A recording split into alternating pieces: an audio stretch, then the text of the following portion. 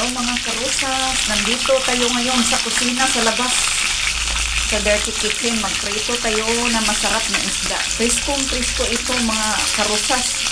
Iwan ko anong klaseng isda ito sa Pilipinas, anong tawag dito. Basta ang tawag nila dito sa Arabic is paskar. Parang isda ito sa bato mga karusas. Ayan. Shout out lang sa kawali ko ha. Pasensya na kasi antik yan na kawali. Masarap itong isda na to. Masarap pag ano talaga, crispy mo siya. Yung para malutong pagkaprito. Ayan, ang sarap. Tapos may sausawa, nakamatis at saka onion, may sili, at saka limon. Ayan, ito pa mga karusas, luto na yung dalawa.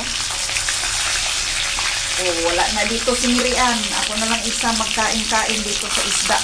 Siyempre, ang mga amo at saka isang anak niya. So, nandito pa si Miriam. Ang sarap ng kain ko.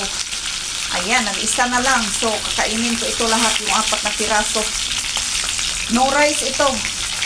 Only fish.